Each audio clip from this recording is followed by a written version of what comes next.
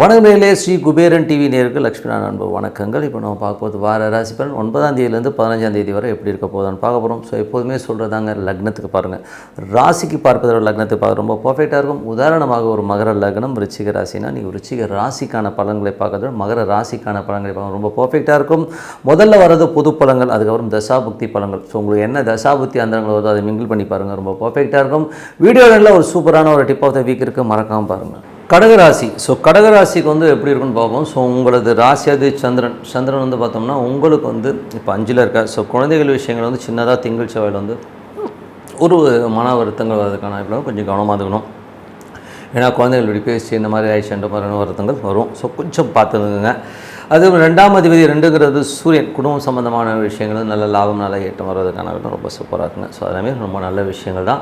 அதுக்கப்புறம் பார்க்கும்போது உங்களுக்கு 3ஆம் அதிபதியான புதன், 12ஆம் அதிபதியான புதன் வந்து பார்த்திங்கன்னா உங்களுக்கு 12லே இருக்கும்போது நிறைய பிரயாணங்கள், சொத்துக்கள் ஏதாவது விற்பனை பண்ணுற மாதிரி விஷயங்கள்லாம் வந்து சூப்பராக நடக்கிறதுக்கான இதாக இருக்குது.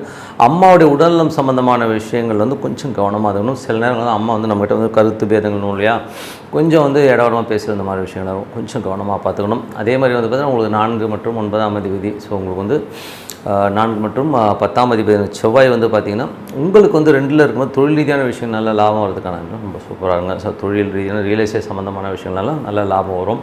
ஸோ அதெல்லாமே ரொம்ப சூப்பரான விஷயங்கள் தான். ஸோ இதுவரை இந்த ஒரு மன உளைச்சல் அம்மாவுக்கும் அப்போ உங்களுக்கும் இருந்த ஒரு டென்ஷன் இதெல்லாமே கிளியர் ஆகிறதுக்கான ரொம்ப நல்லாயிருக்கு.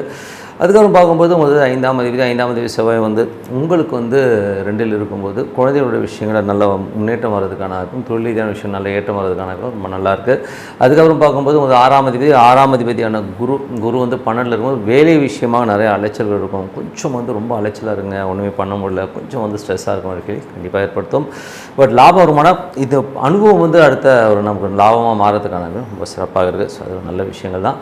அதுக்கப்புறம் பார்க்கும்போது உங்களுக்கு 7ஆம் அதிபதியான சனி வந்து 9ல் இருக்கும்போது கொஞ்சம் வந்து கணவன் மனைவிகளோட வந்து நிறைய பிரயாணம். ஸோ ஒருத்தரை விட்டு ஒருத்தர் வந்து பிரிஞ்சு போய் ஒரு பிரயாணம் பண்ணுறது, வேலை விஷயமாக கொஞ்சம் அலைச்சல் கொடுக்கறதுக்கான இப்போ இருக்கும். வியாபார ரீதியான விஷயங்கள் கொஞ்சம் அலைச்சல் இருக்கும், மற்றபடி எல்லாம் சிறப்பு தான். அதுக்கப்புறம் 8ஆம் அதிபதியான சனி வந்து 9ல் இருக்கும். அப்பாவுடைய உடல்நலம் சம்மந்தமான விஷயம் ரொம்ப கவனமாக இருக்கணும்.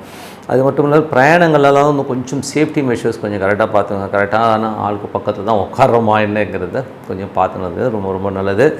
அதுக்கப்புறம் பார்க்கும்போது உங்களுக்கு 10ஆம் அதிபதி, ஸோ 10ஆம் அதிபதியான செவ்வாய் வந்து உங்களுக்கு 2ல் இருக்கும்போது தொழில் ரீதியான விஷயம் நல்ல ஏற்றம் நல்ல லாபம் வரதுக்கான ரொம்ப நல்லாயிருக்கு. கொஞ்சம் வந்து கடுபடியாக போகிற மாதிரி ஃபீலிங் கண்டிப்பாக ஏற்படுத்தும்.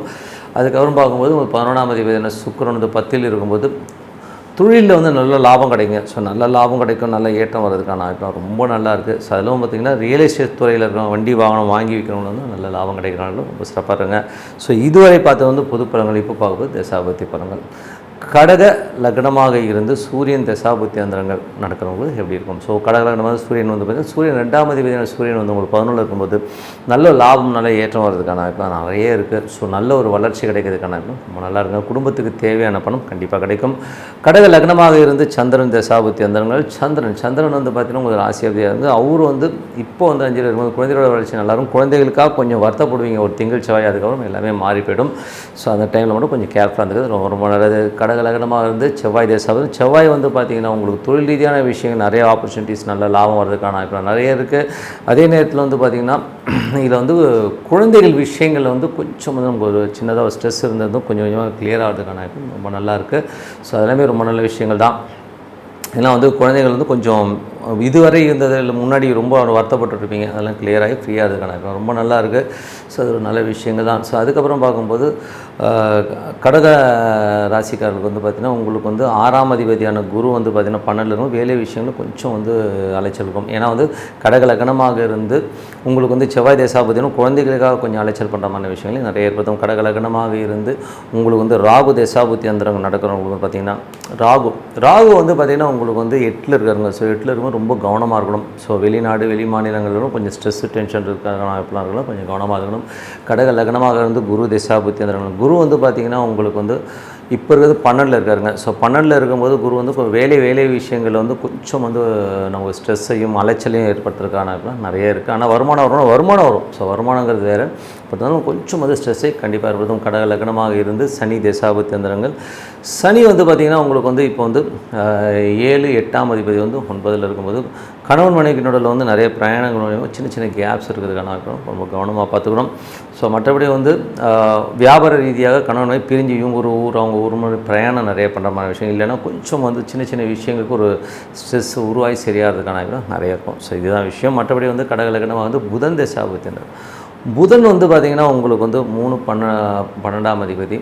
அவர் வந்து இப்போ வந்து 12லேயே இருக்கும்போது நிறைய அலைச்சல்கள் இருக்கும். வியாபார ரீதியாகவும் பெரிய பணம் சம்பாதிக்கணுங்கிற எண்ணங்களில் கொஞ்சம் அலைச்சல் ஜாஸ்தியாக இருக்கும். மற்றபடி எல்லாமே சரியாயிடுங்க. கடகலகனம் வந்து கேது தேசாபதினா கேது வந்து பார்த்திங்கன்னா உங்களுக்கு வந்து இப்போ இருக்கிறது 2ல் இருக்கும்போது பார்த்து பேசுவோம், ஏடாகிடுவோம், வெடுக்குன்னு பேசிடுவோம். அதுக்கப்புறம் ஐயோ இப்படி பேசிட்டோங்கிற ஒரு ஃபீலிங் கண்டிப்பாக ஏற்படுத்தும். ஸோ அது கொஞ்சம் கவனமாக இருக்கும். கடகலகனமாக இருந்து சுக்கிர தசாபுத்தியங்கள். சுக்கிரன் வந்து பார்த்திங்கன்னா உங்களுக்கு வந்து 4 மற்றும் 10ஆம் அதிபதியாக இருந்து அவர் வந்து 10ல் இருக்கார். இப்போ 11ஆம் அதிபதி வந்து 10ல் இருக்கும்போது தொழில் ரீதியான விஷயம் நல்லா லாபம் கிடைச்சாலும் கொஞ்சம் வந்து டிலேடாகவும் கொஞ்சம் நிறைய என்ன சொல்கிறது கொஞ்சம் ப்ரெஷர் இருக்கிற மாதிரி ஃபீலிங் கண்டிப்பாக ஏற்படுத்தும்.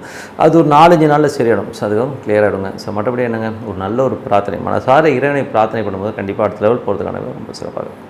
Tip of the week. So tip of the வீக்கில் இப்போ பார்க்கும்போது கோவக்கார யார், ஸோ யாருக்கெல்லாம் வந்து கோவக்கார எமோஷன் ஏகாமரமாக இருக்காங்கிறத பற்றி தான் பேச போகிறோம். ஸோ கோவங்கிறதுக்கான கிரகம் பார்க்கும்போது ராகு செவ்வாய் ராகு இருக்கிறவங்க பார்த்திங்கன்னா அந்த எமோஷன்ஸை அதிகமாக ஈடுபடுவாங்க. ஸோ உதாரணம் சொல்ல போனோம்னா மனிதர்கள் மட்டும் இல்லை, ஒரு உயிரினத்திலே கூட பார்த்திங்கன்னா ஒரு நாய் வந்து ஒரு வெறித்தனமான நாயாக இருக்குன்னு வைங்களேன், அது கண்டிப்பாக வந்து ஒரு ராகு சம்மந்தப்பட்டு அது எமோஷனாக இருக்கும். செவ்வாய் ராகு இருக்க அதிகமாக சேரும்போது அது வெறித்தனமான நாயாக மாறிடும். அது இருக்கிற இடமும் அதில் வந்து பேஸாக உருவாகும். ஸோ உதாரணத்துக்கு ஒரு மனிதருக்கு அந்த மாதிரி விஷயம் எப்படி வரும்னா, ஒருத்தர் வந்து லக்னத்திலே வந்து செவ்வாய் ராகு சம்மந்தப்படுறது, செவ்வாய் நட்சத்திரத்தில் ராகு இருக்கும்போது அவன் ரொம்ப எமோஷனாக இருப்பான், கத்துவான், திட்டுவான், ஒரு மாதிரி ஆக்ரோஷமான விஷயங்களை கண்டிப்பாக ஏற்படுத்துவாங்க. ஸோ அது ஒரு பெரிய ப்ராப்ளம். இதுலேயே வந்து பார்த்திங்கன்னா சில பேருக்கு வந்து லக்னத்துலேருந்து 3ஆம் இடத்துல வந்து செவ்வாய் ராகு இருக்கும். ஐயோ அவனெல்லாம் கண்ட்ரோலே பண்ண முடியாது, எடுத்தங்கவுத்தன்ற லெவலில் போகிற ஒரு கேஸுங்க தான் வந்து செவ்வாய் ராகு. அது மட்டும் இல்லாமல் தூக்கி போட்டு உடைக்கிறது இந்த மாதிரி விஷயங்கள்லாம் செய்கிறது சனி செவ்வாய் வந்து உள்ளுக்குள்ளே வந்து ஒரு வாரியர் மாதிரி இருப்பானுங்க, டமால் டிமில் போட்டு உடைக்கிறது கத்துறதுங்கிற மாதிரி விஷயங்கள்லாம் அதிகமாக இருக்கும். ஸோ இதெல்லாம் வந்து எமோஷ்னலான ஒரு ஆட்கள் ரொம்ப கோவப்படுறாங்க. ஸோ இதில் வந்து பார்த்திங்கன்னா 2ல் வந்து செவ்வாய் ராகு இருக்கிறவங்களாம் பார்த்திங்கன்னு வைங்களேன், வாயை திறந்து பேசினா ஐயோ நாராசமாக இருக்கா, என்னடா அசிங்கமாக பேசுகிறானுங்கிற மாதிரி காதை மூடிக்கிற மாதிரி விஷயங்களே கண்டிப்பாக இருக்கணும். அந்த மாதிரி கோபத்தில் அவங்களுக்கு என்ன வார்த்தை பேசுகிறோன்னே தெரியாது. அதே மாதிரி வந்து பார்த்திங்கன்னா 4ல் வந்து செவ்வாய் ராகு இருக்கும்போது தாயாரோடைய விஷயங்கள் வந்து கொஞ்சம் நிலபுலங்கள் சம்மந்தமான விஷயம் ரொம்ப ஒஸ்ட்டாக நடந்துப்பாங்க. அம்மாக்கிட்ட வந்து அவங்க அம்மாவே வந்து பெரிய கேடியாக இருக்கும். ஸோ இதெல்லாம் வந்து இந்த கோபத்தில் வந்து வர விஷயங்கள் வந்து தாயாரும் சம்மந்தப்பட்டுருவாங்க. ஸோ அந்த மாதிரி விஷயங்கள் இருக்குது.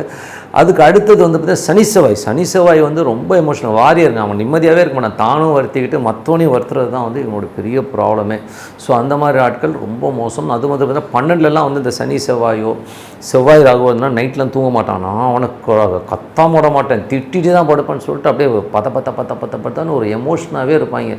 இவங்களாம் திருத்த முடியுமான்னா ஒரே வழி என்னென்னா வழிபாடுன்னும் போது ஏதாச்சும் வந்து ஒரு கொஞ்சம் உக்கிரமான தெய்வங்கள் கொஞ்சம் எமோஷனான, இப்போ காளி சூளி இந்த மாதிரி உக்கிரமான தெய்வங்களை வழிபாடு பண்ணுறது. அதுவும் வந்து பார்த்திங்கன்னா அப்படி வழிபாடு பண்ணி அந்த அபிஷேகங்கள் பண்ணும்போது கொஞ்சம் அந்த உக்கிரங்கள் தண்ணீரத்துக்கான வாய்ப்பு நிறைய இருக்குது. எனக்கு தெரிஞ்சு ஒரு பையன் இருக்கான், அவன்லாம் வந்து பார்த்திங்கன்னா செவ்வாய் ராகு. ஸோ அவன்லாம் வந்து அப்படியே பேசவே முடியாது, அப்படியே தெரியும், அப்படியே வெடிக்கிற மாதிரி பேசுவான். அப்படியே அவ்வளோ மோசமான ஒரு பேச்சு. 2ல் செவ்வாய் ராகு இருக்கிற ஒருத்தனை தெரியும், அவன் பச்சையாக பேசுவான். அவ்வளோ கேவலமாக பேசி எமோஷனாக இருக்கிற ஆட்கள் கண்டிப்பாக செவ்வாய் ராகு இருக்கும், சனி செவ்வாய் இருக்கும். சரி, இல்லை பிடிவாதக்கார யாரான்னு பார்த்திங்கன்னா வக்ர கிரகங்கள். ஒரு சில ஜாதகங்கள்லாம் 3 கிரகம் 4 கிரகம்லாம் வக்கரமாக இருக்கும். அவனை மாதிரி ஒரு ஏடா கூட பார்க்கவே நாய்வால் நிமித்தவே முடியாது. ஸோ அந்த அளவுக்கு ஒரு தமாசான ஆட்கள். ஏன்னா அவன் நம்மகிட்ட எல்லாமே தலையாடி கேட்டுப்பான். அதுக்கப்புறம் பார்த்திங்கன்னா அவன் செய்கிறது தான் செய்வான். ஸோ அந்த மாதிரி கொஞ்சம் ஏடா கூடலாம் யாரானா 3 கிரகம் 4 கிரகம் ஒரு ஜாதகத்தை வக்கரமாச்சுன்னா அவங்க வந்து ஏடாகணும். அது மட்டும் இல்லாமல் கூடவே வந்து செவ்வாய் ராகு இருந்துச்சுங்க, அவனை மாதிரி ஒரு கோவக்கார பையில பார்க்க முடியாது, எமோஷன் ஏகம் பார்த்தா பார்க்கவே முடியாது. சனி செவ்வாயும் ஃபைட்டரு, பட்டையை கிளப்பிட்டு அடித்து நொறுக்கிட்டு வாடுங்க. ஸோ இந்த மாதிரி ஒரு தமாஷா நாட்கள்லாம் இருக்கிறாங்க.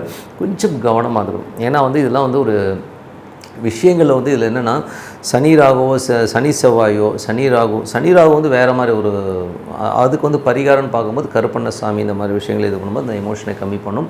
செவ்வாய் ராகுன்ற போது நீங்கள் வந்து அந்த உக்கிரமான தெய்வங்கள் மனித முகம் இல்லாத உக்கிரமான தெய்வங்களை வழிபாடும்போது கொஞ்சம் அந்த எமோஷன்ஸை கண்டிப்பாக இது பண்ணும். அதனால் வந்து இது வழிபாடு பண்ணுங்கள். அந்த எமோஷனாக இருக்கிறதுக்கு வந்து ஒரே இது தியானம் மெடிடேஷன் இதில் போகும்போது கொஞ்சம் வந்து அது கிளியர் ஆகும். அது பண்ணி பாருங்கள். அதே மாதிரி சந்திரன் ராகுலாம் வந்து பார்த்திங்கன்னா கொஞ்சம் சேடிஸ்ட்டாக இருப்பாங்க.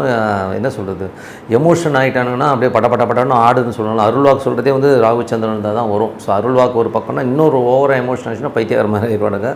ஸோ அந்த மாதிரி சேடிஸ்டான நாட்களும் இதில் வருவாங்க. ஸோ அதனால் இந்த மாதிரி ஒரு கிரக அமைப்பு இருக்கவங்க உக்கிரமான தெய்வ வழிபாடுகள் எல்லாம் பண்ணுறது நல்லது. அதே மாதிரி வந்து இந்த குரு கேதுலாம் இருக்குன்னா ரொம்ப தனிமையில் போயிடுவாங்க. ஸோ அவங்களாம் வந்து சித்தர் வழிபாடு பண்ணுறது ரொம்ப ரொம்ப நல்லதுங்க. ஸோ அதனால் கோபாலி யாருன்னா செவ்வாய் ராகும் சனி செவ்வாய் தான். மற்றவங்களாம் வந்து ஓரளவுக்கு பரவாயில்ல, பட் இவங்ககிட்டயும் கொஞ்சம் ஜாகிரதையாக இருக்கணும். மற்றபடி என்னங்க ஒரு நல்ல விஷயம் நல்ல மாற்றங்கள் பிரார்த்தனை அவசியம். உங்களிடத்தை விடைபெறுவது உங்கள் லக்ஷ்மி நாராயணன். நன்றி, வணக்கம். ஸ்ரீ குபேரன் டிவியை பார்த்தமைக்கு நன்றிகள். மேலும் இது போன்ற தகவல்களை தெரிந்து கொள்ள ஸ்ரீ குபேரன் டிவியை சப்ஸ்கிரைப் செய்யுங்கள். மறக்காமல் பெல் ஐக்கானை கிளிக் செய்யுங்கள்.